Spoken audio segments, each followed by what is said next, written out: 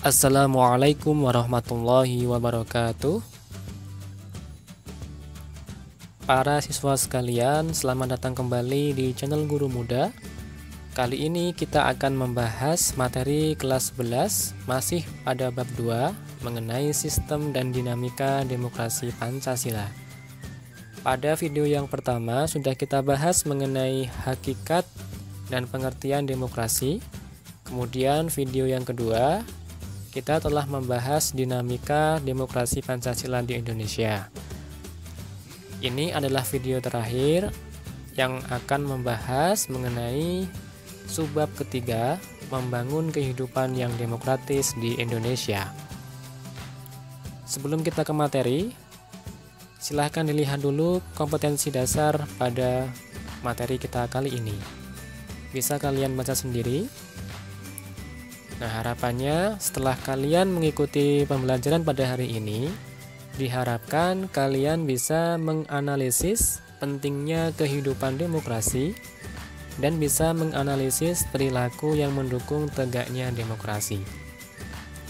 Itulah tadi indikator pencapaian kompetensi dan juga kompetensi dasar dari materi kita kali ini.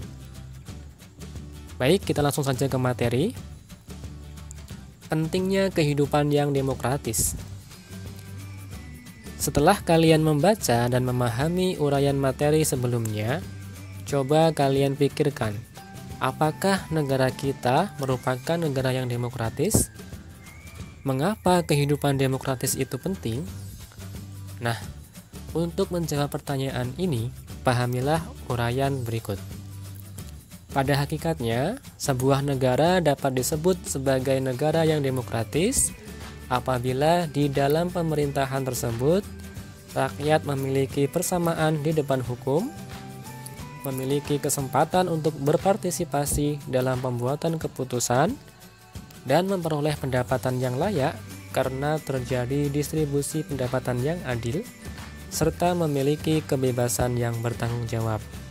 Nah, ini kita uraikan satu persatu. Yang pertama, persamaan kedudukan di muka hukum. Hukum itu mengatur bagaimana seharusnya penguasa bertindak, bagaimana hak dan kewajiban dari penguasa dan juga rakyatnya. Rakyat memiliki kedudukan yang sama di depan hukum. Artinya, hukum harus dijalankan secara adil dan benar. Hukum tidak boleh pandang bulu. Siapa saja yang bersalah dihukum sesuai ketentuan yang berlaku. Untuk menciptakan hal itu, harus ditunjang dengan adanya aparat penegak hukum yang tegas dan bijaksana, bebas dari pengaruh pemerintahan yang berkuasa, dan berani menghukum siapa saja yang bersalah. Itulah komponen pertama. Pemerintahan bisa disebut pemerintahan yang demokratis atau negara yang demokratis. Nah, kemudian yang kedua adalah partisipasi dalam pembuatan keputusan. Dalam negara yang menganut sistem politik demokrasi, kekuasaan tertinggi berada di tangan rakyat dan pemerintahan dijalankan berdasarkan kehendak rakyat. Aspirasi dan kemauan rakyat harus dipenuhi dan pemerintahan dijalankan berdasarkan konstitusi yang merupakan arah dan pedoman dalam melaksanakan hidup bernegara. Para pembuat kebijakan memperhatikan seluruh aspirasi rakyat yang berkembang. Kebijakan yang dikeluarkan harus dapat mewakili berbagai keinginan masyarakat yang beragam. Sebagai contoh, ketika rakyat berkeinginan kuat untuk menyampaikan pendapat di muka umum, maka pemerintah dan DPR menetapkan undang-undang yang mengatur penyampaian pendapat di muka umum. Sehingga bisa disimpulkan bahwasannya rakyat memiliki kesempatan untuk berpartisipasi dalam membuat keputusan. Jadi, keputusan yang dibuat bukanlah berdasarkan semata-mata dari pemerintah saja, tetapi dari rakyat pun juga bisa berpartisipasi. Kemudian Negara disebut negara demokratis apabila terjadi distribusi pendapatan secara adil. Dalam negara demokrasi, semua bidang dijalankan dengan berdasarkan prinsip keadilan, termasuk di dalam bidang ekonomi. Semua warga negara berhak memperoleh pendapatan yang layak. Pemerintah wajib memberikan bantuan kepada fakir dan miskin atau mereka yang berpendapatan rendah. Akhir-akhir ini, pemerintah menjalankan program pemberian bantuan langsung tunai. Hal tersebut dilakukan dalam upaya membantu para fakir miskin. Pada kesempatan lain, pemerintah terus giat membuka lapangan kerja agar masyarakat dapat memperoleh penghasilan. Dengan program-program tersebut diharapkan terjadi distribusi pendapatan yang adil di antara masyarakat Indonesia. Kemudian yang keempat, adanya kebebasan yang bertanggung jawab. Dalam sebuah negara yang demokratis terdapat 4 kebebasan yang sangat penting, yaitu kebebasan beragama, kebebasan pers, kebebasan mengeluarkan pendapat, dan kebebasan berkumpul. 4 kebebasan ini merupakan hak asasi manusia yang harus dijamin keberadaannya oleh negara. Akan tetapi, dalam pelaksanaannya mesti bertanggung jawab. Artinya, kebebasan yang dimiliki oleh setiap warga negara tidak boleh bertentangan dengan norma-norma yang berlaku. Dengan kata lain, kebebasan yang dikembangkan adalah kebebasan yang tidak tak terbatas, yaitu kebebasan yang dibatasi oleh aturan dan kebebasan yang dimiliki orang lain. Jadi, meskipun ada kebebasan, tetapi kita sebagai warga negara harus memperhatikan juga kebebasan yang dimiliki oleh orang lain. Dan harus sesuai dengan aturan yang ada. Itulah 4 hal yang bisa dikatakan bahwasanya suatu negara itu bisa disebut sebagai negara yang demokratis. Selanjutnya, setelah kalian memahami karakteristik negara yang demokratis, coba kalian bayangkan jika kalian tidak diperlakukan sama di depan hukum. Kalian tentunya merasa diperlakukan tidak adil dan kepercayaan kalian terhadap lembaga-lembaga peradilan menjadi menurun atau bahkan tidak ada. Bayangkan pula apabila anggota masyarakat tidak diberi kesempatan yang sama untuk mendapatkan pekerjaan dan memperoleh penghidupan yang layak. Pengangguran akan semakin meningkat, serta fakir miskin bertambah banyak jumlahnya, dan mereka semakin terlantar kehidupannya. Demikian pula halnya dalam kehidupan sehari-hari di keluarga, sekolah, dan masyarakat.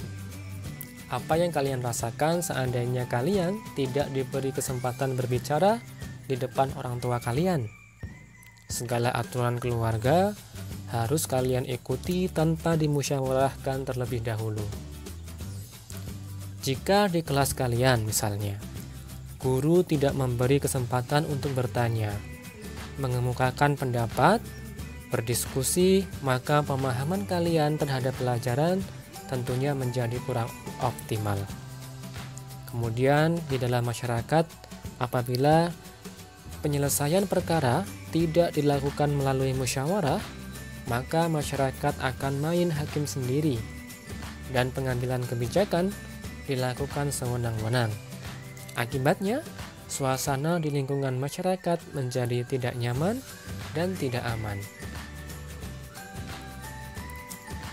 Dalam lingkup kehidupan berbangsa dan bernegara, seandainya tidak ada pemilihan umum untuk memilih presiden dan wakil presiden, maka tentu saja tidak akan terwujud kebebasan warga negara untuk memilih pemimpinnya.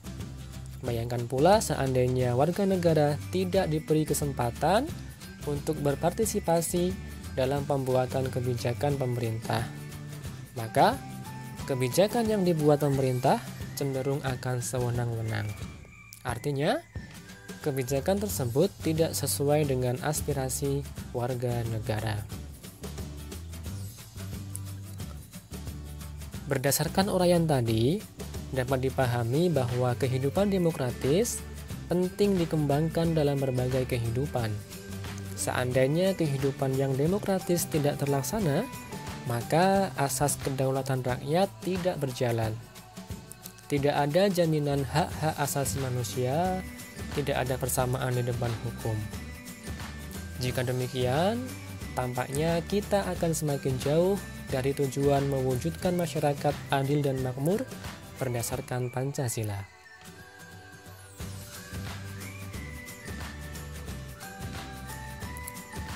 Kemudian selanjutnya, perilaku yang mendukung tegaknya nilai-nilai demokrasi.